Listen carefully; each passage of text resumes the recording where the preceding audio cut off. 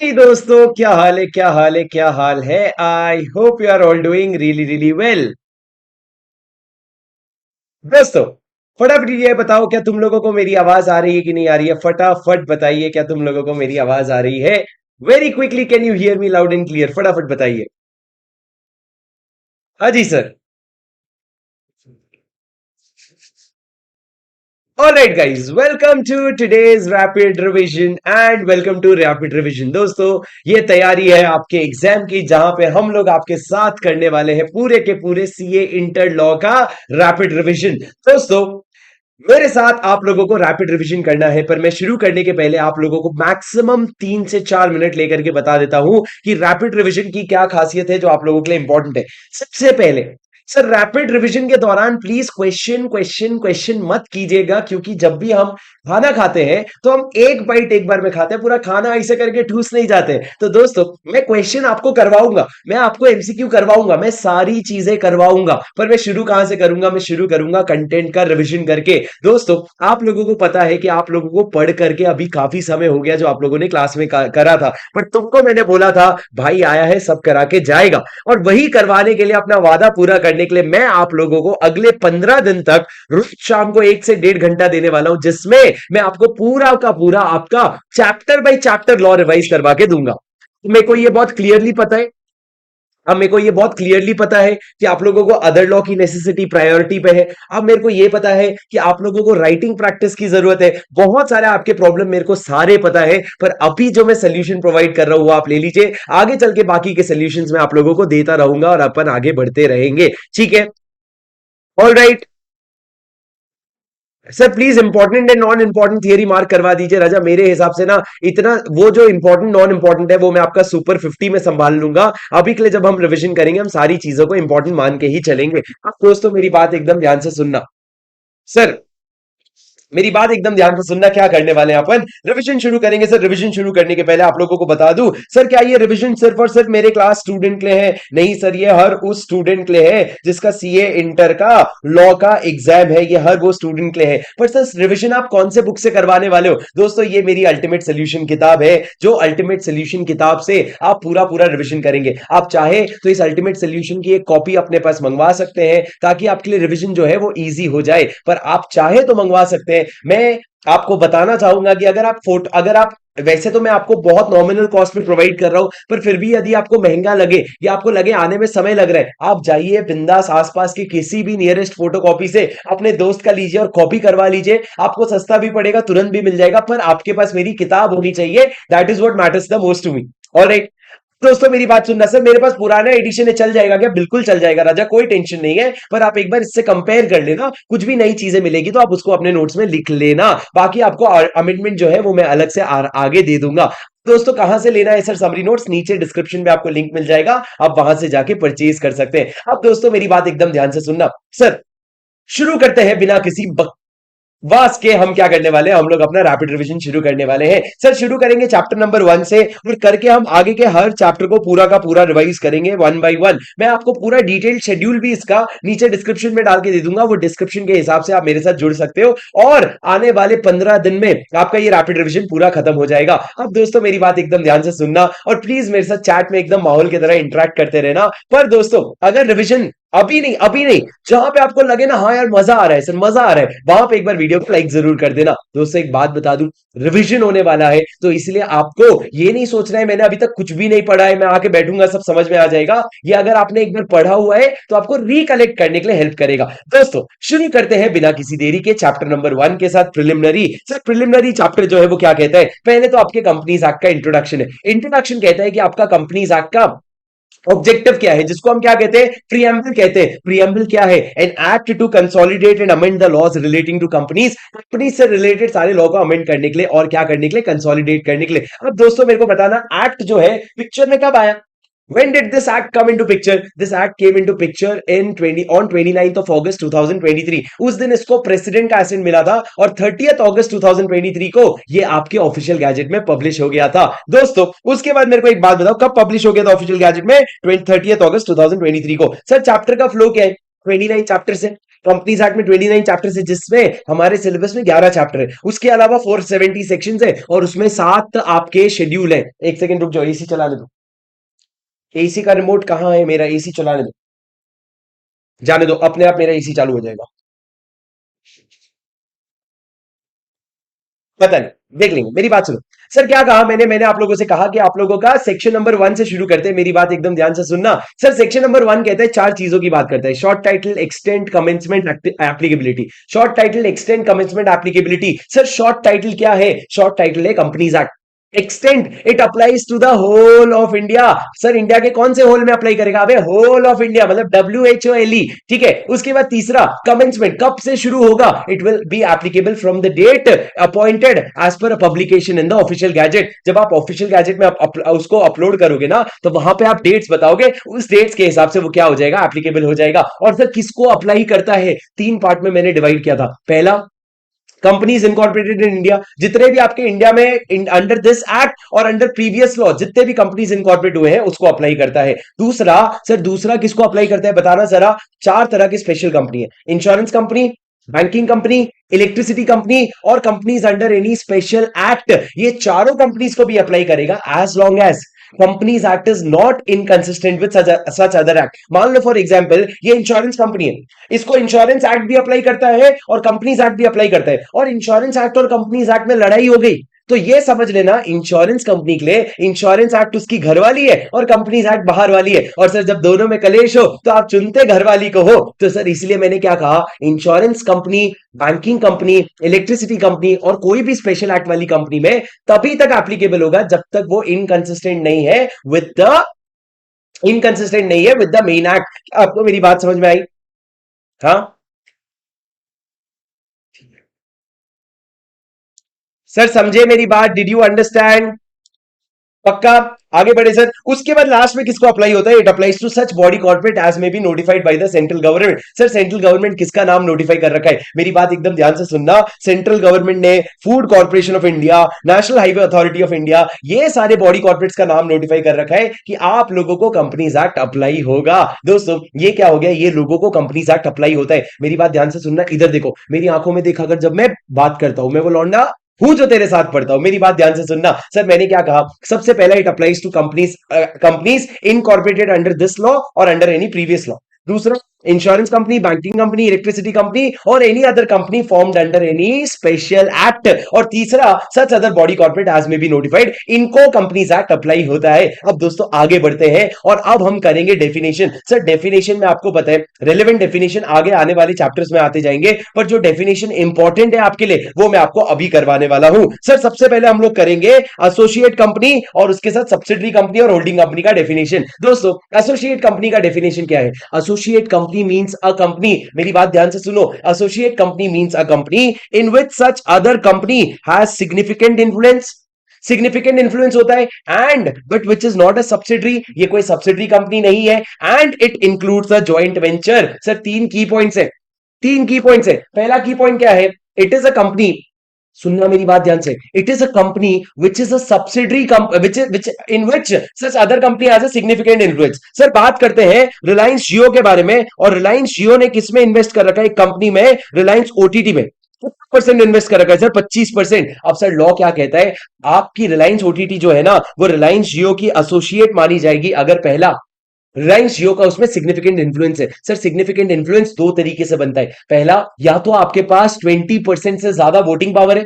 क्या कहा मैंने? या तो आपके पास 20% से ज्यादा वोटिंग पावर है, या फिर दूसरा, मेरी बात ध्यान से सुनना, या तो 20% से ज्यादा वोटिंग पावर, या फिर participation in the business management. अगर आप बिजनेस मैनेजमेंट में पार्टिसिपेट करने का राइट रखते हो तो उस केस में क्या माना जाएगा? कि आपके पास राजा सिग्निफिकेंट इन्फ्लुएंस है। So you have to have significant influence, but you should not be a subsidiary, आप सब्सिडरी कंपनी नहीं हो, and it includes a joint venture. ध्यान से सुन लो, अगर आप एक जॉइंट वेंचर हो तो आपको एसोसिएट कंपनी माना जाएगा। अब राजा मेरी बात ध्यान से सुनना, सिग्निफिकेंट इन्फ्लुएंस का मतलब क्या है? यहां पे दिया हुआ है 20% ऑफ वोटिंग पावर और participation in the business decision.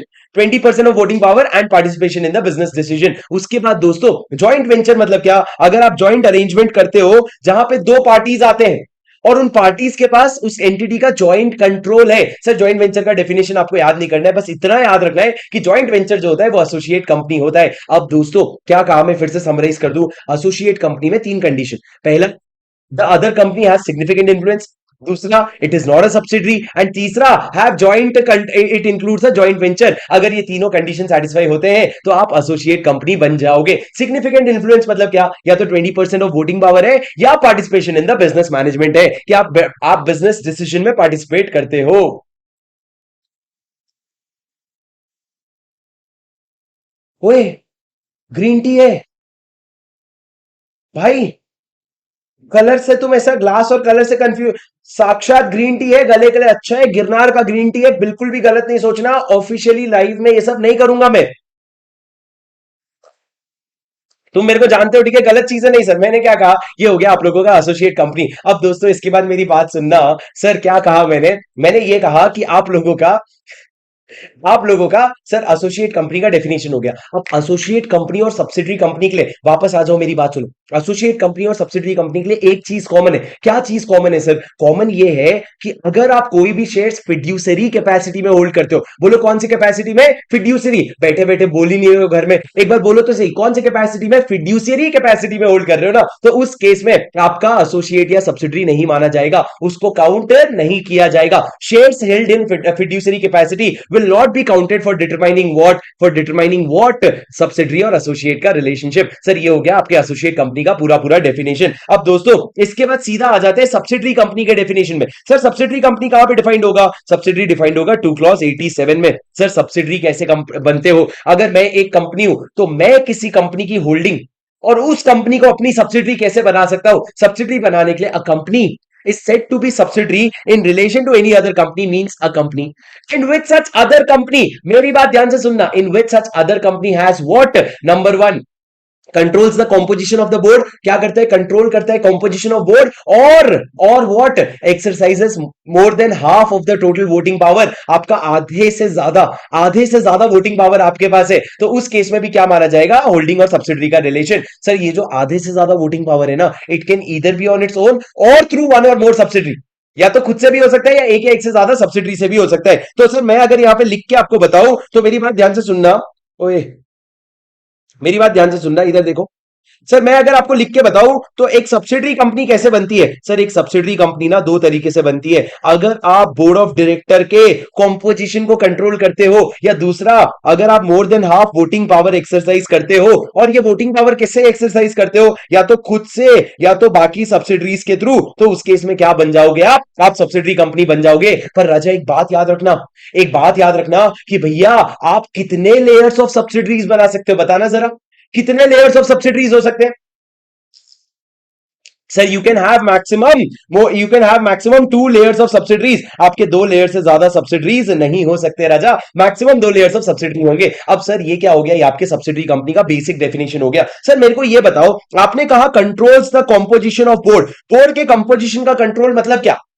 Board के कॉम्पोजिशन का कंट्रोल मतलब क्या? ये याद कर लो। Sir controls the composition of board मतलब द पावर टू अपॉइंट, मेरी बात ध्यान से सुनना, पावर टू अपॉइंट ऑल और मेजॉरिटी ऑफ द डायरेक्टर्स। अगर आप ऑल या मेजॉरिटी डायरेक्टर्स को अपॉइंट या रिमूव करने का पावर रखते हो ना, you have the control on composition of board. क्या मतलब सर? मान लो अगर मेरे बोर्ड ऑफ डायरेक्टर में 9 लोग हैं, जो 9 लोग, उस कंपनी के 9 लोग में से 8 लोगों को तो मैं अपॉइंट करता हूं या मैं रिमूव करता हूं, तो मैं उस कंपनी का होल्डिंग कंपनी हो जाऊंगा। पर सर एक बात पूछूं क्या? सर अगर रतन टाटा है, रतन टाटा ने क्या कर रखा है? उन्होंने टाटा मोटर्स का 60% होल्ड किया है। कितना? 60% होल्ड किया है। क्या टाटा मोटर्स सब्सिडरी कंपनी बन जाएगी?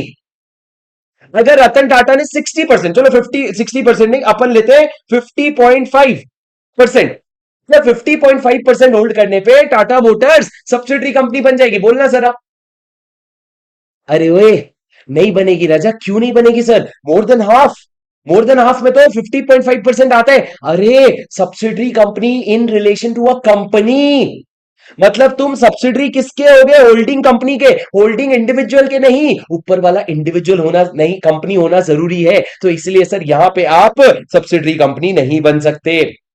इंडिविजुअल की कभी भी सब्सिडरी नहीं होती है। वेरी गुड, तुमको सब आता है पागल। अब मेरी बात सुनो सर, आगे बढ़ते हैं।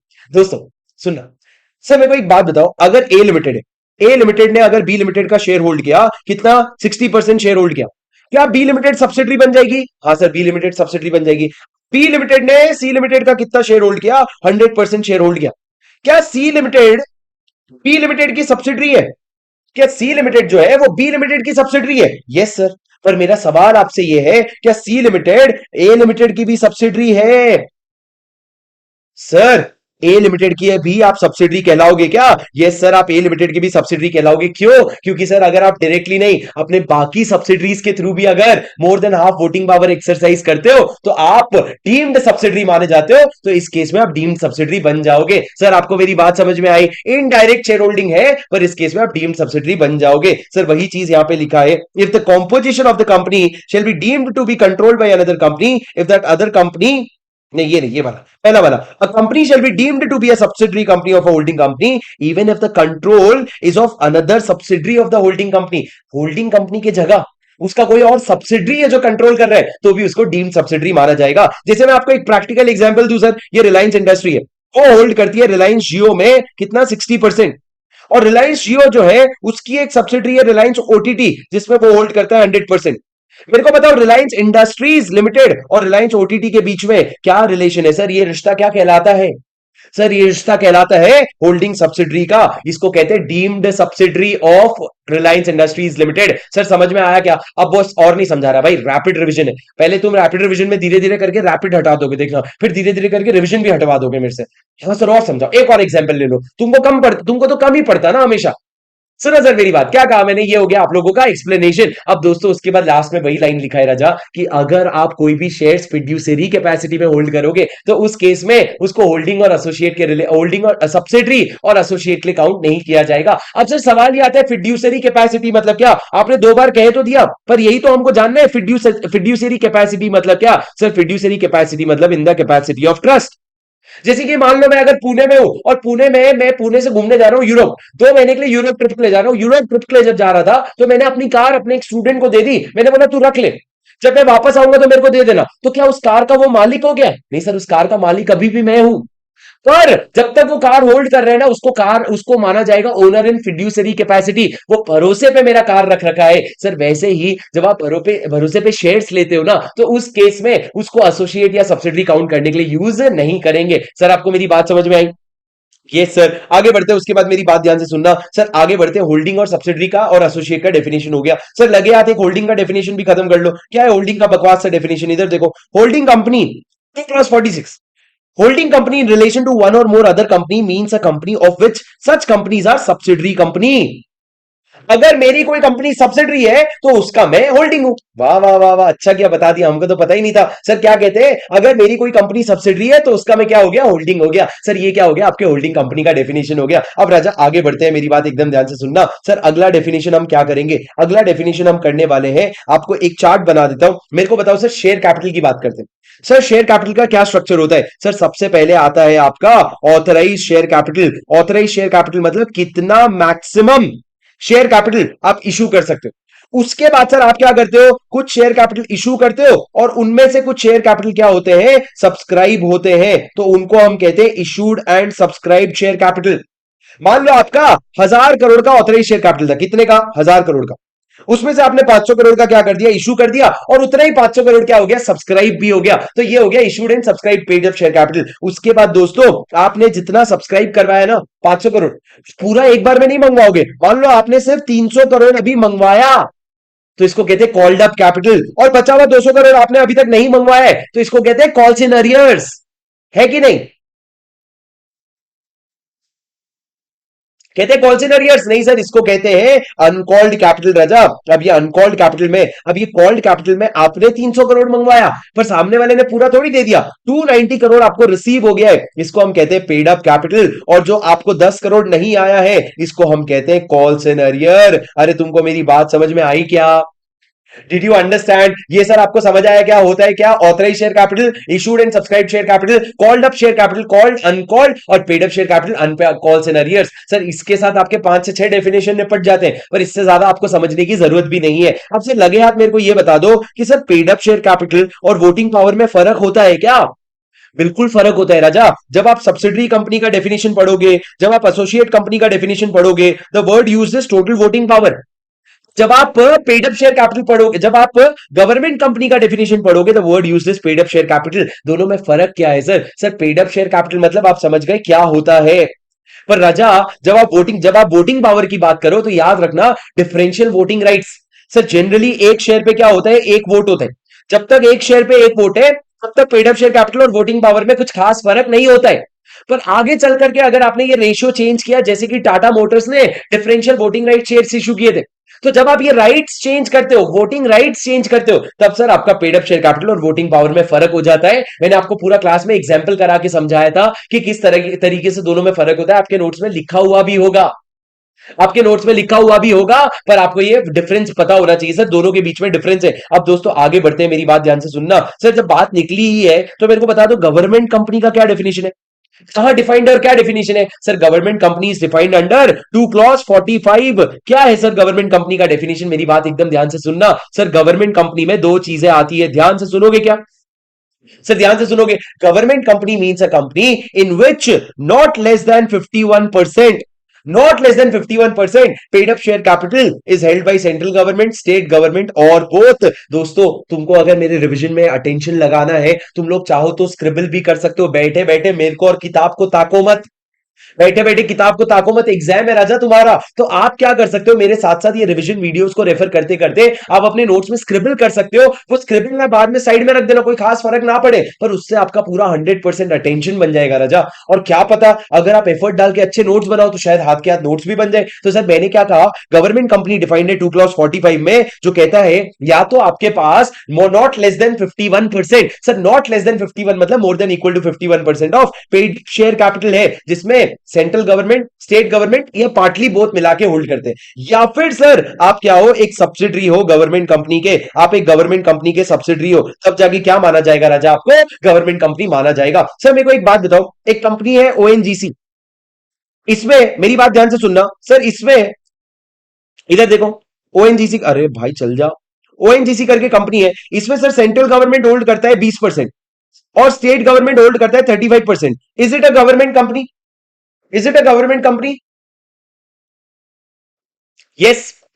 अब मेरे को बताओ सर, अगर ये ओएनजीसी जो गवर्नमेंट कंपनी है, ये अगर होल्ड करे शेयर्स किसके, मान लो बीपीसीएल के, और बीपीसीएल क्या है, बीपीसीएल में सेंट्रल गवर्नमेंट और स्टेट गवर्नमेंट का खास होल्डिंग नहीं है, पर 60% शेयर होल्ड कौन कर रहा है? ओएनजीसी। मेरे को बताओ क्या बीपीसीएल भी गवर्नमेंट कंपनी मानी जाएगी? सर क्या बीपीसीएल भी गवर्नमेंट कंपनी मानी जाएगी? The answer is yes, you are subsidiary of a government company and hence you become a government company. पर सर मैं अगर आपसे कहूं कि ओएनजीसी जो है ना, वो एक और कंपनी में शेयर होल्ड करती है एचपीसीएल में, कितना? 5%। सर सेंट्रल गवर्नमेंट कितना होल्ड करता है? 25%। स्टेट गवर्नमेंट कितना होल्ड करता है? 24%। मेरे को बताओ क्या एचपीसीएल को गवर्नमेंट कंपनी माना जाएगा? सर क्या एचपीसीएल को गवर्नमेंट कंपनी माना जाएगा? तुम एक काम करो, इसको 22% कर लो। क्या एचपीसीएल को गवर्नमेंट कंपनी माना जाएगा? बोलो यस और नो। कौन कौन शेयर होल्ड कर रहा है sir? Central government 25%, state government 22% और ओएनजीसी होल्ड कर रहा है 5%। सर इस केस में ध्यान से सुनना, आप दो ही तरीके से गवर्नमेंट कंपनी बन सकते हो। पहला, जब सेंट्रल गवर्नमेंट, स्टेट गवर्नमेंट और दोनों मिला के 51% से ज्यादा होल्ड कर रहे हैं। मेरे को बताओ यहां सीजी और एसजी का डायरेक्ट होल्डिंग कितना है? सर डायरेक्ट होल्डिंग अगर आप देखोगे तो इधर 25% है, ये 22% है, मिला करके कितना होता है? 47% होता है, विच इज लेस देन 51%। तो गया, तो सर प्रोविजन पानी में गया, छपाक। अब दूसरा प्रोविजन आप देखोगे सर, दूसरा प्रोविजन क्या है कि आप क्या सब्सिडरी कंपनी हो किसी कंपनी के, किसी गवर्नमेंट कंपनी के सब्सिडरी कंपनी हो क्या? सर गवर्नमेंट कंपनी कौन? ये। क्या आप उसके सब्सिडरी हो? भैया सब्सिडरी के लिए तो more than half voting power लगता है ना, यहां तो 5% भी नहीं है, तो सेकंड प्रोविजन भी कंप्लाई नहीं होता है। तो सेकंड प्रोविजन पानी में गया, पानी में गया, छपैक छपैक। तो आप दोनों प्रोविजन की वजह से क्या नहीं बन पा रहे हो? गवर्नमेंट कंपनी नहीं बन पा रहे हो। अरे तुमको मेरी बात समझ में आई क्या? सर आपको मेरी बात समझ में आई क्या? सर ये क्या हो गया, ये आप लोगों का प्रोविजन हो गया। एक तो जो एग्जाम जिनका करीब है वो इस जोक पे हंस रहे हैं, नालायक तुमको पता नहीं होना चाहिए ये छपाक वाला गेम। बैठ के खाली Instagram Instagram Instagram, story share कर देना इसका। चलो सर मेरी बात सुनो, क्या कहा मैंने आप लोगों को? मैंने ये कहा कि आप लोगों का प्रोविजन, गवर्नमेंट कंपनी का प्रोविजन खत्म हो जाता है। अब सर गवर्नमेंट कंपनी के बाद लाइन से चलते हैं, कुछ कुछ प्रोविजन खत्म करते जाते हैं। सर मेरे को बताओ फाइनेंशियल स्टेटमेंट मतलब क्या होता है? इधर आओ, इधर देखो, मेरी आंखों में देखो, इधर देखो सर। आपका फाइनेंशियल स्टेटमेंट मतलब क्या? फाइनेंशियल स्टेटमेंट में पांच चीजें आती है, बोलो क्या? Balance sheet, PNL, cash flow statement. पहले सुन लो, balance sheet, PNL, cash flow statement, statement of changes in equity, बोलो क्या? सोकी, सोकी बोले तो statement of changes in equity. और पांचवा explanatory notes annexed to the above statement. जितने भी ऊपर वाले स्टेटमेंट है उसके एक्सप्लेनेटरी नोट्स भी आ जाते हैं। ये पांच चीजें सर, एक बार आप बोलो आप मेरे साथ, balance sheet, PNL, cash flow statement और statement of changes in equity, और पांचवा explanatory notes annexed to above statement. अब दोस्तों कैश फ्लो स्टेटमेंट बनाने से ना चार कंपनी को राहत दी गई है, एग्जेम्पशन दी गई है। कौन सी चार कंपनी? इधर देखो, one person company, small company, dormant company, private company which is registered as a startup. One person company, small company, dormant company, private company which is registered as a startup. Sir एक बार आप बोलो ना, one person, small company, government company, private company which is registered as a startup. इनको CFS बनाना mandatory नहीं है, पर अगर बना लोगे तो कोई दिक्कत नहीं है, पर आप लोगों के लिए मैंडेटरी नहीं है। अगर आपने नहीं बनाया तो आपके ऊपर कोई सर चढ़ के नहीं नाच सकता कि तेरा सीएफएस किधर है। नहीं है भैया, मेरे को मैंडेटरी नहीं है। सर ये हो गया आपके फाइनेंशियल स्टेटमेंट का डेफिनेशन। फाइनेंशियल ईयर कहां डिफाइंड है? फाइनेंशियल ईयर डिफाइंड है 2 क्लॉज 41 में, फाइनेंशियल स्टेटमेंट 2 क्लॉज 40 में, और फाइनेंशियल ईयर 2 क्लॉज 41 में। सर फाइनेंशियल ईयर क्या कहता है? आपका 1 अप्रैल से 31 मार्च होता है जनरल। लेकिन सर अगर 1 जनवरी के बाद, क्या गया? 1 जनवरी के बाद अगर आपकी कंपनी इंकॉर्पोरेट हुई है ना, तो आपका फाइनेंशियल ईयर खत्म होगा अगले साल में। मतलब मेरे को तुम तीन एग्जांपल का आंसर दे दो भैया। अगर मेरी कंपनी 1 मई 2025 को इंकॉर्पोरेट हुई है, तो इसका साल कब खत्म होगा? और अगर ये कंपनी 1 जनवरी 2025 को इंकॉर्पोरेट हुई है, तो इसका साल कब खत्म होगा? ये बता दो बस। सर अगर आपकी कंपनी 1 मई 2025 को इंकॉर्पोरेट हुई है, तो इसका साल खत्म होगा 31 मार्च 2026। पर सर अगर कंपनी 1 जनवरी 2025 को इनकॉर्पोरेट हुई है, तब भी अगले साल ही खत्म होगा। सर एक चीज याद रखना, साल हमेशा चेंज होता है। फाइनेंशियल ईयर आप जब भी इंकॉर्पोरेट हुए हो, आपका साल हमेशा चेंज होता है, पर मिनिमम आपका फाइनेंशियल ईयर 3 महीने का रहता है और मैक्सिमम 15 महीने का रहता है। बस ये याद रखना, मिनिमम 3 महीने का और मैक्सिमम 15 महीने का। अब दोस्तों मेरी बात ध्यान से सुनो ना। सर एक बात बताओ, क्या अगर मैं एक कंपनी हूं जो किसी बाहर की कंपनी की, बाहर की कंपनी मतलब कंपनी इंकॉर्पोरेटेड आउटसाइड इंडिया की। सर किसी ने इसका आंसर 2027 बोला, क्यों भाई? कहां से 2027 दिख रहा है आपको? होश में आ जाओ रजा, होश में आ जाओ। क्या कहा मैंने? लास्ट प्रोविजन सर, क्या मेरा फाइनेंशियल ईयर हम चेंज कर सकते हैं? जी बिल्कुल कर सकते हो, अगर आपका कोई फॉरेन इन्फ्लुएंस है। फॉरेन इन्फ्लुएंस मतलब सर अगर मैं कंपनी हूं और मैं किसी कंपनी इंकॉर्पोरेटेड आउटसाइड इंडिया की सब्सिडरी हूं, होल्डिंग हूं या एसोसिएट कंपनी हूं, क्या हूं? होल्डिंग, सब्सिडरी या एसोसिएट। और अगर मेरे को लगता है कंसोलिडेशन के लिए मेरे को अपना फाइनेंशियल ईयर चेंज करना चाहिए, तो मैं एप्लीकेशन दूंगा सेंट्रल गवर्नमेंट को, आरओसी नहीं, सेंट्रल गवर्नमेंट को, और मैं कहूंगा कि मेरे को अपना फाइनेंशियल ईयर चेंज करना है। और वो अगर सेंट्रल गवर्नमेंट को ठीक लगा तो वो मेरा फाइनेंशियल ईयर चेंज करने का अप्रूवल दे देंगे। तो दोस्तों फाइनेंशियल ईयर चेंज होता है, आप चाहो तो 1 जनवरी से 31 दिसंबर का करवा सकते हो for the purpose of consolidation of books. तो दोस्तों यहां पे क्या लिखा है कि अगर आप एक ऐसे कंपनी या बॉडी कॉर्पोरेट हो, क्या हो सर? आप एक ऐसे कंपनी या बॉडी कॉर्पोरेट हो which is holding company, subsidiary और associate company of a company incorporated outside India and is required to follow a different financial year for consolidation of accounts, then the CG may on an application made by that company allow any period as its financial year. CG आपको financial year change करने दे देगा। Sir आपको ये समझ में आया क्या? Yes sir. ये क्या हो गया? ये आपका फाइनेंशियल ईयर हो गया। अब दोस्तों कुछ एक्स्ट्रा रिविजन, एक्स्ट्रा कॉन्सेप्ट भी याद कर लो। फ्री रिजर्व, हम लोग बार बार करते हैं कि फ्री रिजर्व में से डिविडेंड दे देना। Free reserve, sir free reserve मतलब क्या? फ्री रिजर्व मतलब that reserve which is available for distribution as dividend.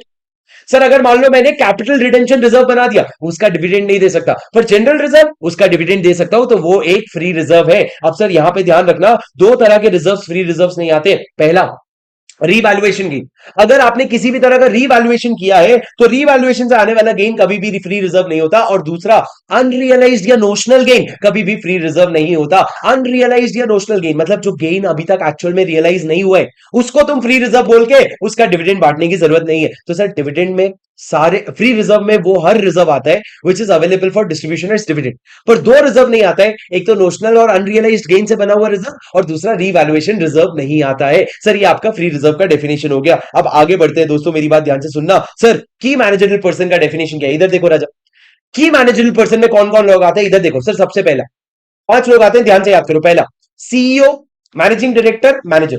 CEO, managing director, manager. दूसरा सीएफओ। तीसरा सीएस।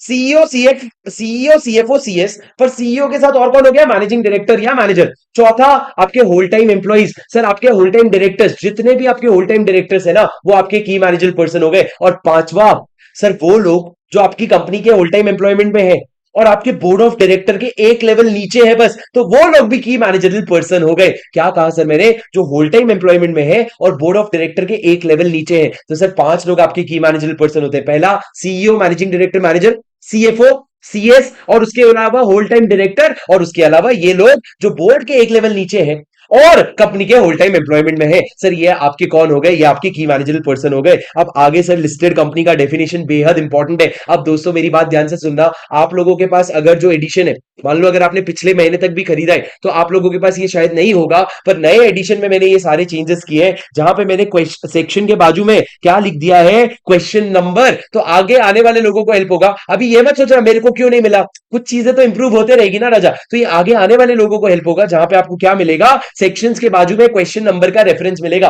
अब दोस्तों मेरी बात ध्यान से सुनना प्लीज। दोस्तों दोस्तों मेरी बात ध्यान से सुनना। क्या कहा मैंने ये कहा कि आप लोगों का लिस्टेड कंपनी का डेफिनेशन क्या है। लिस्टेड कंपनी का डेफिनेशन बहुत इंपॉर्टेंट है, एग्जाम में अगर आएगा तो आपको 6 मार्क्स का एग्जाम में क्वेश्चन दिखेगा। Sir listed company is defined under 2 clause 52। Listed company is defined under 2 clause 52। Listed company मतलब क्या होता है? इधर देखो sir, listed company means a company which has listed any of its securities on a recognised stock exchange. अगर आप कोई भी अपनी सिक्योरिटीज को रिकॉग्नाइज स्टॉक एक्सचेंज में लिस्ट करवाते हैं तो आप क्या बन जाएंगे? Listed company. क्या कहा मैंने? Listed company means a company which has listed any of its securities on a recognise stock exchange. पर दोस्तों मेरी बात ध्यान से सुनना, जब आप लिस्टेड कंपनी का डेफिनेशन पढ़ो तो उससे 3 तरह की कंपनीज एक्सक्लूड होती है। सर मेरी बात ध्यान से सुनना, आप लोग इसके लिए क्लास में बनाया हुआ चार्ट भी रेफर कर सकते हो। पर सर 3 तरह की कंपनीज एक्सक्लूड होती है। पहला, आपकी सर कोई भी पब्लिक कंपनी है जिसके शेयर्स, इक्विटी शेयर्स जो है ना, वो लिस्टेड नहीं है। तो क्या लिस्टेड है सर? या तो नॉन कन्वर्टेबल डेट लिस्टेड है, या तो non convertible redeemable preference share listed है। वो जो इन्होंने प्राइवेट प्लेसमेंट बेसिस पे इशू किया सेबी के रेगुलेशन के हिसाब से, तो आप लिस्टेड कंपनी नहीं कहलाओगे। सर अगर एक पब्लिक कंपनी है, उसके शेयर्स लिस्टेड नहीं है, पर डिबेंचर या रिडीमेबल प्रेफरेंस शेयर लिस्टेड है, और दोनों नॉन कन्वर्टेबल है, प्राइवेट प्लेसमेंट पे इशू हुए, सेबी रेगुलेशन के हिसाब से इशू हुए, तो भैया उस केस में मैंने क्या कहा? उस केस में पब्लिक कंपनी जो है, पब्लिक कंपनी आपकी लिस्टेड कंपनी नहीं कहलाएगी। अभी मित्तल कह रहे सर पूरा चैप्टर 6 मार्क का नहीं आता लग रहा है। राजा आता है कभी कभी, अगर आप देखोगे नवंबर 22 में 6 मार्क का क्वेश्चन लिस्टेड कंपनी पे आया था, तो आता है। ट्रस्ट मी व्हेन आई से समथिंग, आता है राजा। अब दूसरी बात, उसके बाद देखो दोस्तों, प्राइवेट कंपनी। प्राइवेट कंपनी क्या कहता है सर? प्राइवेट कंपनी ये कहता है कि प्राइवेट कंपनी क्या कहता है, ध्यान से सुनना। अगर एक प्राइवेट कंपनी है जिसने अपना non convertible debenture debt security list करवाया, वो जो उसने प्राइवेट प्लेसमेंट में इशू किया था सेबी रेगुलेशंस के हिसाब से, तो वो प्राइवेट कंपनी भी लिस्टेड कंपनी नहीं कहलाएगी। और तीसरा सर, अगर आप एक पब्लिक कंपनी हो जिसके इक्विटी शेयर्स लिस्टेड है, इंडिया के रिकॉग्नाइज्ड स्टॉक एक्सचेंज में लिस्टेड नहीं है, किसी फॉरेन जुरिस्डिक्शन में लिस्टेड है। सर कौन सा फॉरेन जुरिस्डिक्शन? जो सेक्शन 23(3) में लिखा है, तो उस केस में आप भी फिर लिस्टेड कंपनी नहीं कहलाओगे, क्योंकि तुम इंडिया में नहीं, इंडिया के बाहर लिस्टेड हो। तुम इंडिया में नहीं, इंडिया के बाहर लिस्टेड हो। तो दोस्तों ये तीनों चीजें क्या है? ये तीनों कंपनीज को हमने लिस्टेड कंपनी नहीं कहा। ये तीनों कंपनी को हमने क्या कहा? लिस्टेड कंपनी नहीं कहा। अब मेरी बात ध्यान से सुनना, वापस से बता रहा हूं सर। इधर देखो, सेक्शन 2 क्लॉज 52 क्या कहता है? कोई भी कंपनी अगर अपने कोई भी सिक्योरिटीज रिकॉग्नाइज्ड स्टॉक एक्सचेंज में लिस्ट करा रही है ना, तो वो लिस्टेड कंपनी बन जाती है। पर दोस्तों अगर आप एक पब्लिक कंपनी हो, आपका इक्विटी लिस्टेड नहीं है, तो आपका नॉन कन्वर्टेबल डिबेंचर सिक्योरिटीज या non convertible redeemable preference shares अगर लिस्टेड है, पर आपने कैसे इशू किया था? प्राइवेट प्लेसमेंट बेसिस पे, एज पर सेबी रेगुलेशन, तो फिर आपको लिस्टेड कंपनी नहीं माना जाएगा। सर आपकी डेट या आपका प्रेफरेंस शेयर लिस्टेड है, फिर भी आपको लिस्टेड नहीं माना जाएगा। सिमिलरली, अगर आप एक प्राइवेट कंपनी हो जिसका non convertible debt securities listed है, पर वो लिस्टेड कैसे है? It was issued on private placement basis as per SEBI regulation, और उसके बाद लिस्टेड है तो भी आपको लिस्टेड कंपनी नहीं बोलेंगे। और तीसरा, सर आप इंडिया के रिकॉग्नाइज स्टॉक एक्सचेंज में नहीं, किसी फॉरेन जुरिस्डिक्शन में लिस्टेड हो तो भी आपको लिस्टेड कंपनी नहीं माना जाएगा। ये तीन चीजों को लिस्टेड कंपनी के डेफिनेशन से एग्जेम्पशन दिया है। सर आप अपने क्लास के नोट्स भी साथ में रेफर कीजिए और यहां पे ये सारी चीजें देखते जाइए, नहीं है तो इसका चार्ट अभी बना लीजिए। पर ये इकलौता तरीका है सर आपके लिस्टेड कंपनी के एक्सेप्शन याद करने का। ठीक है राजा, अब आगे बढ़ने की आदेश है आपकी, आगे बढ़ने के आदेश देंगे आप।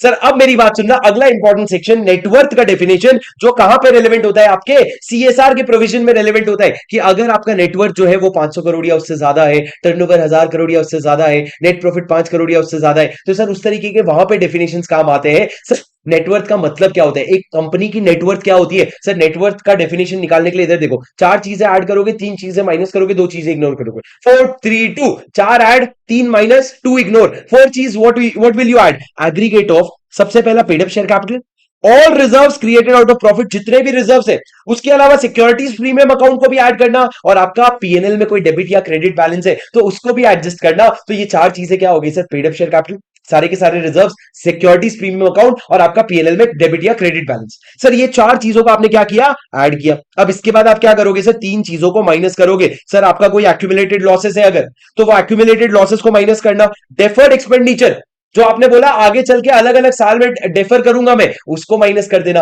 और कोई मिसलेनियस एक्सपेंस है जो आपने अभी तक राइट ऑफ नहीं किया है, ये आपके आपके अगर बैलेंस शीट में दिख रहा है तो इन सबको माइनस कर देना। सर क्या क्या?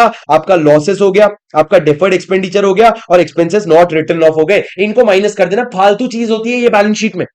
और उसके बाद सर आप दो चीजें क्या इग्नोर करोगे? Sir any reserve created out of revaluation of asset, आपने असेट का रीवैल्यूएशन करके अगर कोई भी रिजर्व बनाया है, या फिर right back of depreciation and amalgamation. Sir depreciation का राइट बैक क्या होता है? जब आप पहले डेप्रिसिएशन बनाते हो तो उसको हम कहते हैं एक्सपेंस, पर जब आपने उस डेप्रिसिएशन को बोला अब ज्यादा डेप्रिसिएशन लग गया, कम करना है, तो उसको कहते हैं राइट बैक। राइट बैक को भैया इग्नोर कर देना, वंस डेप्रिशिएटेड अब आप उसको इग्नोर कर दो, तो रीवैल्यूएशन रिजर्व को इग्नोर कर दो और राइट बैक को इग्नोर कर दो, बस आप सॉर्टेड हो। सर इधर देखो, बुक छोड़ दो, चार ऐड करना है, तीन माइनस करना है, दो लेस करना है। सोचो एक बार क्या चार ऐड करना है?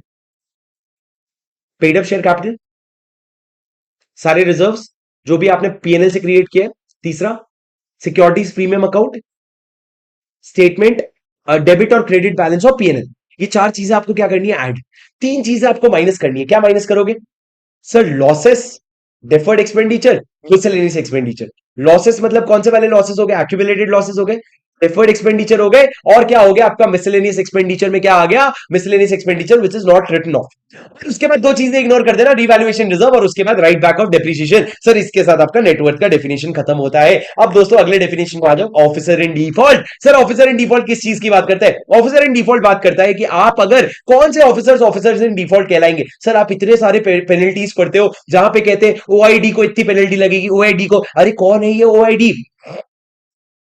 सर ये ऑफिसर्स को हम लोग ऑफिसर इन डिफॉल्ट मानेंगे। पहला, जो भी कंपनी का होल टाइम डायरेक्टर है, उसके अलावा कंपनी के जितने भी की मैनेजेबल पर्सन है। सर की मैनेजेबल पर्सन कौन होते हैं? वो अभी आपने 251 में पढ़ा, अभी आपने 251 में पढ़ा की मैनेजेबल पर्सन कौन होते हैं। पर आपके होल टाइम डायरेक्टर और की मैनेजेबल पर्सन, सर आपको पता होना चाहिए, वैसे तो होल टाइम डायरेक्टर भी की मैनेजेबल पर्सन होता है, पर हमने क्लैरिटी के लिए हमने दे दिया। पर सर देखो 7 लोग हैं जो कवर होते हैं ऑफिसर इन डिफॉल्ट में। पहला होल टाइम डायरेक्टर, दूसरा की मैनेजेबल पर्सन, तीसरा सर अगर कंपनी में की मैनेजेबल पर्सन नहीं है तो such director as may be specified by the board. Sir क्या कहा इन्होंने? बस इतना पढ़ो, अगर आपकी कंपनी में की मैनेजेबल पर्सन नहीं है तो जिन डायरेक्टर्स का नाम बोर्ड ने दे रखा है वो बन जाएंगे आपके की मैनेजेबल पर्सन या ऑफिसर इन डिफॉल्ट। और अगर किसी का नाम स्पेसिफाइड नहीं है तो सर सारे के सारे डायरेक्टर्स जो है ना वो क्या बन जाएंगे? आपके ऑफिसर इन डिफॉल्ट। अरे समझे क्या?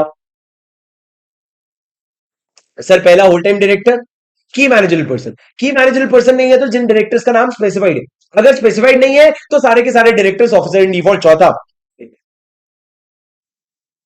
सर ध्यान से सुनना, चौथा, any person under the immediate authority of the board और की मैनेजेबल पर्सन। सर कोई भी ऐसा इंसान है जो बोर्ड या की मैनेजेबल पर्सन के इमीडिएट अथॉरिटी के नीचे, एक लेवल नीचे है। सर जैसे मैं आपको बताऊं, जब मैं मुंबई इंटरनेशनल एयरपोर्ट में काम करता था तो वहां पे मैं सीईओ के एकदम नीचे था इन द डेजिग्नेशन के टर्म्स में। मैं डायरेक्टली सीईओ को रिपोर्ट करता था। अगर मेरे को किसी चीज के बारे में पता था ना और फिर भी मैंने अगर बताया नहीं तो मैं भी ऑफिसर इन डिफॉल्ट बन जाऊंगा। क्यों? Because I was just one level below the key managerial person और द बोर्ड ऑफ डायरेक्टर। तो any person who is under the immediate authority of board and is charged with any responsibility actively participates in or knowingly permits or knowingly takes steps to prevent any default। मतलब कोई भी failure हुआ है उसमें तू knowingly participate करता है, एक तो तू एक लेवल नीचे था और तू उसमें knowingly participate करता है, तो तू ऑफिसर इन डिफॉल्ट बन जाएगा। सर होल टाइम डायरेक्टर की मैनेजरियल पर्सन नहीं है तो जो डायरेक्टर स्पेसिफाइड है, नहीं है तो सारे के सारे directors. Next, any person just under the immediate authority of board and key managerial person if he actively participates in such failure.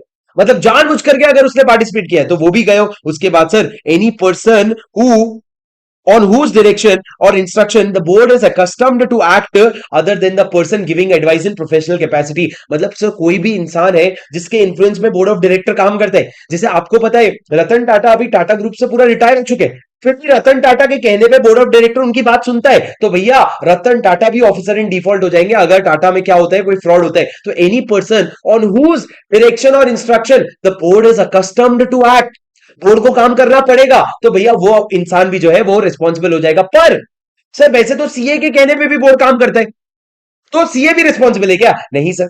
अगर वो एडवाइस जो है प्रोफेशनल कैपेसिटी में दे रहे हो तो ये प्रोविजन कवर नहीं होगा, प्रोफेशनल कैपेसिटी में दे रहे हो तो ये प्रोविजन कवर नहीं होगा। उसके बाद sir next point, every director who is aware of such contravention, जिसको इसके बारे में पता है, हर वो डायरेक्टर रिस्पॉन्सिबल होगा। और लास्ट में सर तीन लोग आ जाते हैं सर, एक तो आपका शेयर ट्रांसफर एजेंट, आपका रजिस्ट्रार और आपके मर्चेंट बैंकर्स। ये तीनों भी कौन हो जाते हैं? रिस्पॉन्सिबल हो जाते हैं। कौन कौन? Share transfer agent, registrar, registrar मतलब आरओसी नहीं सर, रजिस्ट्रार मतलब रजिस्ट्रार टू इशू, और आपका मर्चेंट बैंकर, ये तीनों भी रिस्पॉन्सिबल हो जाते हैं अगर जरूरत पड़ी तो सर ये तीनों भी रिस्पॉन्सिबल हो जाते हैं। सात चीजें इधर देखो। ओ भैया, होल टाइम डायरेक्टर, की मैनेजरियल पर्सन, इतना तो लिख लेंगे सर। आगे की मैनेजरियल पर्सन नहीं है तो जिन डायरेक्टर का नाम है, किसी का नाम नहीं है तो सारे के सारे डायरेक्टर्स। सिर्फ डायरेक्टर्स नहीं, सुनो फोर्थ पॉइंट, डायरेक्टर के एक लेवल नीचे जो बंदा है अगर वो भी अवेयर है तो वो भी रिस्पॉन्सिबल हो जाएगा। बोर्ड ऑफ डायरेक्टर को चलान एक लेवल नीचे हो गई है, अब एक लेवल ऊपर देखो, डायरेक्टर जिसके एडवाइस या इंस्ट्रक्शन पे काम करने के लिए अकस्टम्ड है वो इंसान भी रिस्पॉन्सिबल होगा unless he is acting in professional capacity. इसके अलावा हर वो डायरेक्टर जिसको कॉन्ट्रावेंशन का नॉलेज था वो भी रिस्पॉन्सिबल हो जाएगा। और लास्ट में आपके share transfer agent, registrar to issue और मर्चेंट बैंकर, ये सारे लोग जो है वो रिस्पॉन्सिबल हो जाएंगे। सर देखो ऑफिसर इन डिफॉल्ट पे क्वेश्चन नंबर 6 है आपके क्वेश्चन बैंक का। अब आगे देखो दोस्तों, उसके बाद मैंने क्या कहा, उसके बाद आपके लिए रेलेवेंट क्या है, प्राइवेट कंपनी और पब्लिक कंपनी। बहुत आसान है सर, इधर देख लो। प्राइवेट कंपनी डिफाइंड है 2 क्लॉज 68 में। प्राइवेट कंपनी क्या कहते हैं? Private company means any company which company which bytes article, तीन चीजें करता है। सर इस पे इंपॉर्टेंट क्वेश्चन है मेरे, क्वेश्चन नंबर 8 है if I am not wrong, इस पे क्वेश्चन नंबर 8 है, मेरी बात ध्यान से सुनना। सर प्राइवेट कंपनी के बारे में क्या कहता है, इधर देखो। सर प्राइवेट कंपनी के बारे में कहता है, private company means a company in which, please सुनो sir, private company means a company which in its articles does 3 things. पहला, restricts the transfer of shares, कि तुम शेयर्स इतनी आसानी से ट्रांसफर नहीं करोगे। दूसरा, limits the number of members to 200 except in case of 1% company, आपके मैक्सिमम मेंबर्स 200 ही होंगे। बट दोस्तों जब आप 200 का लिमिट, और अच्छा, और तीसरा पॉइंट सर, तीसरा पॉइंट ये है, prohibits invitation from public to subscribe to any securities of the company. तो अपने कोई भी सिक्योरिटीज को पब्लिक को नहीं बेचेगा, तब जाके तू क्या बनेगा, public private company. Sir 3 point, restrict, limits और क्या, प्रोहिबिट्स। रेस्ट्रिक्ट्स क्या, रेस्ट्रिक्ट्स ट्रांसफर ऑफ शेयर्स। दूसरा, limits the number of members to 200, prohibits invitation from public from subscription to securities. Sir ये तीनों चीजें हैं। अब दोस्तों मेरी बात ध्यान से सुनना, अगर जब आप 200 की लिमिट काउंट करो ना, दो बातों का ध्यान रखना। सबसे पहले अगर ज्वाइंट है, कौन सा ज्वाइंट? अरे ओ ज्वाइंट शेयर होल्डर, अरे ओ joint share holder, joint share holder मतलब दो जिसमें एक जान। सर ज्वाइंट शेयर होल्डर अगर है तो उनको it will be treated as one. Sir एक बच्चे ने बहुत खूब डाउट पूछे सर, अगर एक दो लोग मिलके ज्वाइंट शेयर होल्डर, दो लोगों की शादी होगी, वो ज्वाइंट शेयर होल्डर बन गए, फिर बाद में अगर उनका डिवोर्स होता है तो फिर उनको एक गिनेंगे कि दो गिनेंगे? अरे ए ज्वाइंट, वो वाला ज्वाइंट नहीं कि शादी हो गई तो तुम एक हो गए। सर ज्वाइंट कैसे बनता है, ज्वाइंट शेयर होल्डर, ज्वाइंट कैसे बनता है, मतलब ज्वाइंट शेयर होल्डर कैसे बनते हो? सर ज्वाइंट शेयर होल्डर कैसे बनते हो, अगर आप दोनों साथ में मिलकर एक फॉर्म भरते हो। सर अभी फॉर एग्जांपल एक लड़का और एक लड़की दोस्त होते हैं, तुमको पता है एक लड़का और एक लड़की दोस्त हो सकते हैं, और एक लड़का और एक लड़की जाकर के मिलकर अगर इन्वेस्ट करते हैं तो उनको बोलते हैं ज्वाइंट शेयर होल्डर। जरूरी नहीं कि उनके बीच में हुआ हो शादी, समझे मेरी बात सर? अब आगे बढ़ते हैं, मेरी बात ध्यान से सुनना। जॉइंट शेयर होल्डर, बस इतना ही था। दूसरा पॉइंट दोस्तों, आप एम्प्लॉइज को इंक्लूड नहीं करोगे। वो लोग जो अभी आपके एम्प्लॉय है उनको भी इंक्लूड नहीं करोगे, और वो जो पहले एम्प्लॉय थे, एम्प्लॉय नहीं है पर they continue to be share, उनको भी इंक्लूड नहीं करोगे। सर मेरे को बताओ, तीन लोग हैं मेरे यहां जो काम करते हैं, एक अमर, एक अकबर, एक एंथनी।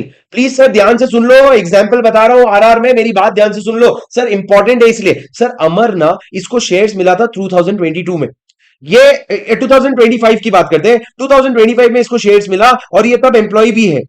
क्या इसको काउंट करोगे 200 के लिमिट में? नहीं सर। पर अकबर जो है, इसको शेयर्स मिले थे 2022 में, तब ये कंपनी का एम्प्लॉय भी था। अब जो है ये कंपनी का एम्प्लॉय नहीं रहा, पर ये शेयर होल्डर है। तो ये एम्प्लॉय नहीं है पर शेयर होल्डर है, क्या इसको काउंट करोगे? नहीं सर, इसको काउंट नहीं करोगे। सर एक एंथनी है जो 2022 में आपकी कंपनी में शेयर होल्डर बना, पहले शेयर होल्डर बना, आज जाके 2025 में वो क्या बन गया है? कंपनी का एम्प्लॉय बन गया है और शेयर होल्डर भी है। मेरे को बताओ, इसको काउंट करोगे क्या? पहले वो शेयर होल्डर बन गया, बाद में एम्प्लॉय बना, और अब वो शेयर होल्डर भी है। एंथनी को काउंट करोगे क्या 200 के लिमिट में? सर बस यही इंपॉर्टेंट है, एंथनी को काउंट करोगे क्या? ये आंसर इज यस, ये 200 के लिमिट में काउंट होगा। क्यों सर? क्योंकि जब ये शेयर होल्डर बना था ना, तब ये एम्प्लॉय नहीं था। आपको काउंट तब नहीं करेंगे, आपको एक्सक्लूड सिर्फ तभी करेंगे जब आपको shares in the capacity of an employee मिला है। यहां पे तो तुम एम्प्लॉय थे भी नहीं ना, तुमको शेयर्स मिल गए थे, तो तू काउंट होगा भाई। सिर्फ उनको माफ करना जो एम्प्लॉइज थे जब उनको शेयर मिला था। सर ये आपका पूरा का पूरा प्राइवेट कंपनी का डेफिनेशन है। अब सर प्राइवेट कंपनी के साथ हाथ क्या, पब्लिक कंपनी भी हो जाता है। पब्लिक कंपनी डिफाइंड है 2 क्लॉज 71 में। क्या कहता है public company? Public company means a company other then, अरे बोलो बोलो बोलो, कुछ तो बोलो, मुंह तो खोलो। Sir public company means a company other than private company. And इसमें डीम्ड पब्लिक कंपनी का एक कॉन्सेप्ट होता है, the company which is subsidiary of a public company will be deemed to be a public company even if it continues to be private as per its article, even if it continues to be private as per its article। Sir क्या मतलब है? आज अगर एक company है जिसका नाम है रिलायंस जियो प्राइवेट लिमिटेड, सर इसके ना अगर आप आर्टिकल ऑफ एसोसिएशन उठा के देखोगे तो एक रेस्ट्रिक्शन है, एक लिमिट है और एक प्रोहिबिशन है। क्या रेस्ट्रिक्शन है? It restricts the transfer of shares, it limits the number of members to 200 and it prohibits invitation from public for subscription to securities। पर सर ये जो रिलायंस जियो प्राइवेट लिमिटेड है ना, ये रिलायंस इंडस्ट्रीज की सब्सिडरी है, और रिलायंस इंडस्ट्री जो है ये एक पब्लिक कंपनी है। तो लॉ ने बोला, ओए जियो, ओए जियो तू दिल से, ए जियो, ए जियो तू दिल से भले आर्टिकल, तू दिल से भले प्राइवेट कंपनी होगा, पर तेरे को लॉ के पर्पस के लिए क्या माना जाएगा पता है? तेरे को पब्लिक कंपनी माना जाएगा। तू अपने आर्टिकल से, तुम अपने नाम से प्राइवेट हो, पर कंप्लायंस के लिए you will be deemed to be a public company. अरे तुमको झेपा क्या? समझला का है? तुमको समझा क्या? समझा सर? सर ये हो गया आपका पब्लिक कंपनी का डेफिनेशन। अब दोस्तों इसके बाद आ जाते हैं, दो तीन और डेफिनेशन पढ़ते हैं, बस तीन डेफिनेशन और बचा है, बाकी खत्म हो गया। सर पहले पढ़ते हैं स्मॉल कंपनी का डेफिनेशन। सर स्मॉल कंपनी का डेफिनेशन क्या है राजा? इधर ध्यान से सुनो मेरी बात दोस्तों। What is the definition of a small company?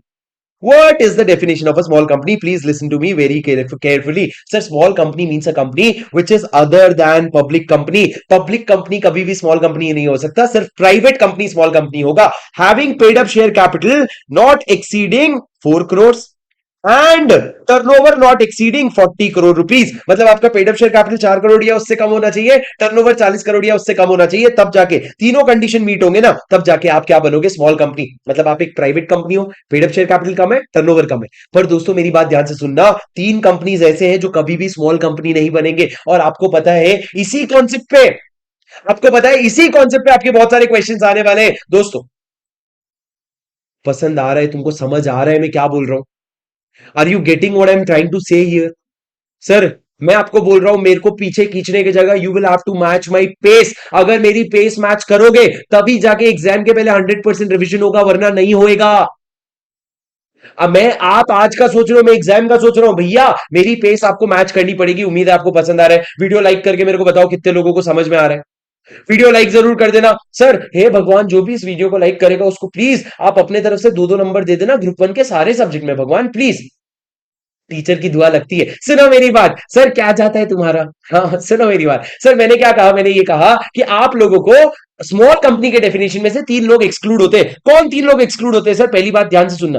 Sir पहली बात, आपके होल्डिंग और सब्सिडरी कंपनी एक्सक्लूड हो जाते हैं। होल्डिंग और सब्सिडरी कंपनी सारे के सारे एक्सक्लूड हो जाते हैं। दूसरा, आपके सारे के सारे सेक्शन 8 कंपनी एक्सक्लूड हो जाते हैं और स्पेशल एक्ट में बने हुए सारे कंपनीज भी एक्सक्लूड हो जाते हैं। अरे ओए राजू, तीन लोग एक्सक्लूड हो गए। ये तीन लोग चाह के भी सब्सिडरी, ये तीन लोग चाह के भी स्मॉल कंपनी नहीं बन सकते। होल्डिंग और सब्सिडरी, सेक्शन 8 कंपनी और आपका स्पेशल एक्ट वाला कंपनी। आपका आईसीआई इतनी प्यारी चीज है ना, मैं क्या बताऊं। सुनो क्या क्वेश्चन बनाएगा, बोलेगा एक कंपनी है एच लिमिटेड, उसकी एक सब्सिडरी है एस लिमिटेड। अब एस लिमिटेड बेचारी बहुत गरीब है, ये एक एस प्राइवेट लिमिटेड है। पहले तो बोलेगा एस प्राइवेट लिमिटेड है, फिर बोलेगा बेचारी बहुत गरीब है, इतना नुकसान हो रहा है ना, पेड अप शेयर कैपिटल उसका सिर्फ 1 करोड़ का है, टर्नओवर उसका सिर्फ 5 करोड़ का है। बोलो उसको स्मॉल कंपनी का बेनिफिट दे दे क्या, उसकी जिंदगी सुधर जाएगी? अरे बह मत जाना, फीलिंग्स में ना बह मत जाना। Sir it is a subsidiary of any other company, it can never be a small company. आपको स्मॉल कंपनी वाला बेनिफिट नहीं मिलेगा, आप इसको छोड़ दो। आपको स्मॉल कंपनी वाला बेनिफिट नहीं मिलेगा। अरे आपको मेरी बात समझ में आई क्या? ये सर ये क्या हो गया, ये आप लोगों का स्मॉल कंपनी का पूरा डेफिनेशन हो गया। अब दोस्तों मेरी बात सुनो, स्मॉल कंपनी का जो बेयर एक्ट में डेफिनेशन दिया हुआ है, उसमें पेड अप शेयर कैपिटल और टर्नओवर प्रिस्क्राइब करने का एक रेंज दिया। तुमको याद होएगा तो याद कर लेना, नहीं होएगा तो जाने देना। मैं बता देता हूं रेंज क्या है sir. Paid up share capital जो है वो सेंट्रल गवर्नमेंट प्रिस्क्राइब करेगा। कितना होना चाहिए? 50 लाख से 10 करोड़ के बीच में कोई नंबर होना चाहिए। और टर्नओवर भी सेंट्रल गवर्नमेंट प्रिस्क्राइब करेगा, जो 2 करोड़ से 100 करोड़ के बीच में नंबर होना चाहिए। अब सर सेंट्रल गवर्नमेंट ने पेड अप शेयर कैपिटल के लिए 4 करोड़ चुना और टर्नओवर के लिए 40 करोड़ चुना। सर ये सेंट्रल गवर्नमेंट को पावर दिया गया था। तो आपको ये 50 लाख 10 करोड़ ये सब याद नहीं आएगा सर एग्जाम में। आप 4 करोड़ और 40 करोड़ याद करो, इतना काफी है। पर रेंज क्या है sir? The paid up share capital shall not exceed 50 lakh rupees और such higher amount as CG may prescribe which shall not exceed 10 crore rupees and the turnover shall not exceed 2 crore rupees और such higher amount as CG may prescribe which shall not exceed 100 crore rupees. ऐसा definition जो है वो दिया हुआ है sir. अब उसके बाद आ जाते हैं हमारे सेकंड लास्ट डेफिनेशन पे। सर सेकंड लास्ट डेफिनेशन क्या है आपके रिलेटिव का? रिलेटिव म्हणजे का सर? रिलेटिव मतलब मेरी ताई मेरी चाची रिलेटिव?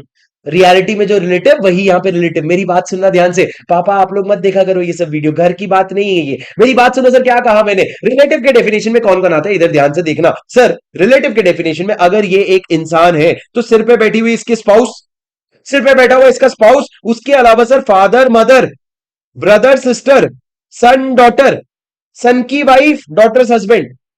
अरे वो सन की वाइफ मतलब सन की वाइफ नहीं बेवकूफ, मतलब वो वाला नहीं भाई, सन की वाला। सन की वाइफ मतलब सन्स वाइफ, डॉटर्स हस्बैंड। तो सर ये आपके किस में आते हैं? ये आपके सारे के सारे रिलेटिव में आते हैं। बोलो कौन कौन आता है सर? देखो आपके spouse, father mother brother sister, son daughter, son's wife, daughter's husband.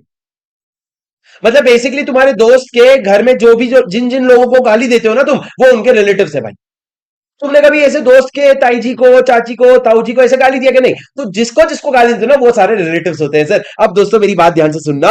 अब आप देखो इसमें स्टेप भी आते हैं sir. Step father, step mother, step brother, step sister, step सन, स्टेप डॉटर नहीं आते सर। इन्होंने स्टेप डॉटर को इंक्लूड नहीं किया। सो सो इतनी बुरी सोच है इनकी, क्या बताए। पर सर इन्होंने स्टेप डॉटर को नहीं लिया। किसी की अंदर से इच्छा हो रही है सर, मेरे को एक बात समझ में नहीं आई, स्टेप वाइफ और स्टेप हस्बैंड क्यों नहीं लिया? तू ना गूगल जाके गूगल कर कि स्टेप क्या होते हैं, और तू उसको बोलना गूगल को कि भैया तू मेरे को टेक्स्ट में रिप्लाई कर, only in text you reply me what is step. तो वो तेरे को समझाएगा कि भैया स्टेप वाइफ नहीं हो सकते। ठीक है, कॉन्सेप्ट चल जाएगा। गूगल बोलेगा भाई क्या हो गया तेरे को? सर स्टेप वाइफ नहीं हो सकते, और similarly step son's wife, step daughter's husband, ये सारी चीजें नहीं आती। आप डब्बे देख लो, वो लोग सिर्फ स्टेप में आते हैं। सर आपको मेरी बात समझ में आई क्या? ये हो गया आपका पूरा का पूरा प्रोविजन। अब दोस्तों आगे बढ़ते हैं और आखिरी डेफिनेशन पढ़ने की कोशिश करते हैं रिलेटेड पार्टी की। सर रिलेटेड पार्टी में ना एक क्वेश्चन आपके क्वेश्चन बैंक में दिया हुआ है, तो हम लोग बस एक बार हल्का हल्का पढ़ लेते हैं सर। एग्जाम में याद रहेगा तो ठीक है, नहीं तो भगवान भगवान संभाल लेगा, पर एक बार याद करने की कोशिश कर लो। सर थोड़ा हैवी है, सुन के ले लेना, थोड़ा हेवी है। वीडियो तुम अभी इसी के बेसिस पे लाइक कर दो, रिलेटेड पार्टी के डेफिनेशन पे लाइक मत करना, क्योंकि हेवी कॉन्सेप्ट है, मेरे को तुम दो दोगे। सर मेरी बात सुनो, प्लीज ध्यान से सुनना। क्या कहा मैंने? रिलेटेड पार्टी में कौन आता है? सर रिलेटेड पार्टी में सबसे पहले ध्यान से सुनते जाओ, मैंने इसको अलग अलग 7 कैटेगरीज में डिवाइड किया है सर। आप देखो कैटेगरी 1 2 3 4 5 6 7। सर आप बात कर रहे हो कि रिलायंस इंडस्ट्रीज लिमिटेड में कौन कौन रिलेटेड पार्टी माना जाएगा। सर रिलेटेड पार्टी कौन कौन माना जाएगा? सबसे पहले सर आपके कंपनी के डायरेक्टर्स, आपके कंपनी के की मैनेजरल पर्संस और इनके रिलेटिव्स जो है ना, ये आपके क्या हो गए? ये आपके रिलेटेड पार्टी हो गए। मतलब सर रिलायंस इंडस्ट्रीज में जितने भी डायरेक्टर्स हैं, जितने भी की मैनेजर पर्सन है और उनके जितने भी रिश्तेदार हैं, वो सारे क्या हो गए आपके रिलेटेड पार्टी। मतलब रिलायंस में मुकेश अंबानी रिलेटेड पार्टी, और उसके सारे रिलेटिव ईशा अंबानी, आकाश अंबानी, अनंत अंबानी, सारे के सारे रिलेटेड पार्टी हो गए सर। ये हो गया पर्सन, मतलब इंसानों में कौन रिलेटिव है, रिलेटेड पार्टी है, ये हो गए। उसके बाद सर फर्म कौन सी रिलेटेड पार्टी कहलाएगी? रिलायंस इंडस्ट्रीज एक तरफ, दूसरी तरफ कोई फर्म है, वो फर्म रिलेटेड पार्टी कब कहलाएगी? अगर सर आपकी कंपनी का डायरेक्टर, मैनेजर या उसका कोई रिलेटिव इस फर्म में पार्टनर है, तो वो फर्म भी आपकी क्या बन जाएगी? रिलेटेड पार्टी बन जाएगी। मतलब सर मान लो एक तरफ है रिलायंस इंडस्ट्रीज लिमिटेड, दूसरी तरफ एक फर्म है जिसमें पार्टनर कौन है पता है? फर्म में पार्टनर है हमारे मुक्कू भाई। मुक्कू भाई, तो भैया अगर फर्म में मुक्कू भाई पार्टनर है, मतलब तुम्हारी कंपनी का डायरेक्टर इस फर्म में पार्टनर है, तो ये फर्म और तुम क्या बन गए? रिलेटेड पार्टी बन गए। सर आप अपने अकाउंट्स में देखते होगे कि रिलेटिव पार्टी ट्रांजैक्शन से फ्रॉड होता है, रिलेटेड पार्टी ट्रांजैक्शन रिस्क होते हैं, तो रिलेटेड पार्टी ट्रांजैक्शन अंडरस्टैंड करने के लिए रिलेटेड पार्टी समझना जरूरी है। अब दोस्तों उसके बाद मेरी बात सुनना, सर क्या एक प्राइवेट कंपनी भी रिलेटेड पार्टी हो सकती है? हाँ सर, जब आप रिलायंस की बात करो तो उसके सामने एक company, private company related party कब हो सकती है?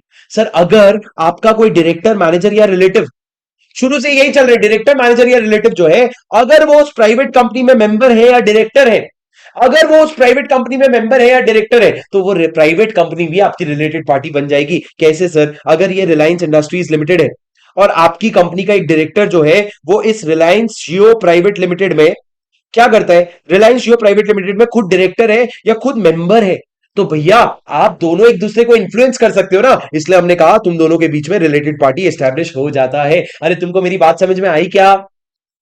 उसके बाद सर मैंने क्या कहा, कोई पब्लिक कंपनी भी रिलेटेड हो सकती है क्या? हाँ, अगर एक पब्लिक कंपनी जिसमें आपकी कंपनी का डायरेक्टर या मैनेजर, उसका रिलेटिव नहीं लिखा है, आपकी कंपनी का डायरेक्टर या मैनेजर जो है उस पब्लिक कंपनी में डायरेक्टर है, एंड सिर्फ डायरेक्टर नहीं, साथ साथ में कम से कम 2% पेड अप शेयर कैपिटल भी होल्ड करता है, तो उस केस में वो पब्लिक कंपनी भी आपके कंपनी की रिलेटेड पार्टी बन गई। क्या मतलब सर? सर अगर एक कंपनी है रिलायंस इंडस्ट्रीज लिमिटेड और उसके सामने एक कंपनी है जूट लिमिटेड, अब सर मेरी बात ध्यान से सुनना, आपके कंपनी का डायरेक्टर या आपके कंपनी का मैनेजर जो है वो इस कंपनी में डायरेक्टर भी है और साथ में 2% से ज्यादा पेड अप शेयर कैपिटल भी होल्ड करता है, मतलब सर आप उसको इन्फ्लुएंस कर सकते हो, तो ये दोनों क्या बन जाएंगे? रिलेटेड पार्टी बन जाएंगे। क्यों सर? ये पब्लिक कंपनी है। सर ये अगर प्राइवेट कंपनी होती ना तो सिर्फ डायरेक्टर होना काफी था या सिर्फ मेंबर होना काफी था, दोनों कंडीशन क्यूमुलेटिवली नहीं लगता। पब्लिक कंपनी में दोनों कंडीशन क्यूमुलेटिवली लग रहा है, पर प्राइवेट कंपनी में नहीं लगता। सर उसके बाद लास्ट थर्ड, तीन चीजें और बची है सर, पूरा का पूरा याद नहीं होगा, जितना मैंने बताया ना बस उतना याद कर लो। क्या अभी तक क्या बताया? सुनो इधर देखो सर, एक रिलेटेड कंपनी के लिए एक इंसान रिलेटेड पार्टी कब है? अगर वो डायरेक्टर है या की मैनेजर पर्सन है या दोनों में से किसी का भी रिलेटेड। सर उस कंपनी के लिए एक फर्म कब रिलेटेड पार्टी मानी जाएगी? अगर ये पहले वाले जो लोग है ना उस फर्म में पार्टनर है। तीसरा, इस कंपनी के लिए एक प्राइवेट कंपनी रिलेटेड मानी जाएगी अगर वो जो पहले वाले लोग हैं ना वो इस प्राइवेट कंपनी में या तो डायरेक्टर है या मेंबर है, या तो डायरेक्टर है या मेंबर है। और सर ये कंपनी के लिए कोई पब्लिक कंपनी कब रिलेटेड पार्टी मानी जाएगी? अगर ये जो पहले वाले लोग हैं ना वो इस पब्लिक कंपनी में डायरेक्टर भी है एंड वो साथ में क्या होल्ड करते हैं? 2% से ज्यादा paid up share capital hold करते हैं। पर सर पहले वाले लोग में से ना सिर्फ डायरेक्टर और मैनेजर को उठाना, आप रिलेटिव को लेके मत आना जब आप पब्लिक कंपनी की बात कर रहे हो, वरना तो रिलेटेड पार्टी में पूरा दुनिया ही आ जाएगा तुम्हारा, वरना रिलेटेड पार्टी में पूरा दुनिया ही आ जाएगा। सर आपको मेरी बात समझ में आई? हाँ सर। उसके बाद याद रखना राजा, कोई भी आपकी होल्डिंग सब्सिडरी, को सब्सिडरी या एसोसिएट कंपनी है, ये सारे आपके रिलेटेड पार्टी होते हैं। सर को सब्सिडरी मतलब क्या? मेरी होल्डिंग कंपनी के बाकी सब्सिडरी जो है ना वो मेरे को सब्सिडरी कहलाएंगे। अब उसके अलावा सर अगर कोई ऐसा इंसान है, the board of director, manager or MD is accustomed to act as per advice or direction of director और manager। मतलब सर आपके रिलायंस इंडस्ट्री के डायरेक्टर के कहने पे किसी और कंपनी का बोर्ड ऑफ डायरेक्टर अगर मानता है, अकस्टम्ड टू एक्ट है, तो आप दोनों के बीच में रिलेटेड पार्टी बन जाएगा।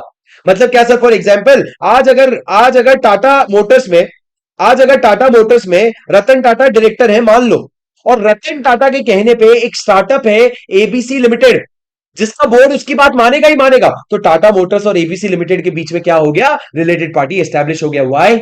बिकॉज इस बॉडी कॉर्पोरेट का board of director is accustomed to act as per direction और एडवाइस ऑफ डायरेक्टर और manager of this company. Sir revision है, आराम आराम से लिख के समझना पड़ेगा, पर ये आप लोगों का क्या हो गया, ये आप लोगों का बॉडी कॉर्पोरेट हो गया। अब sir similarly any person, sir any person में क्या आता है, एनी पर्सन और ऑन हुज एडवाइस और इंस्ट्रक्शन ऑफ डायरेक्टर और manager is accustomed to act. कोई ऐसा इंसान जिसके कहने पे तुम्हारी कंपनी का डायरेक्टर या मैनेजर काम करता है। कौन ऐसा इंसान सर? जैसे कि मान लो रिलायंस में डायरेक्टर कौन है, मुकेश अंबानी।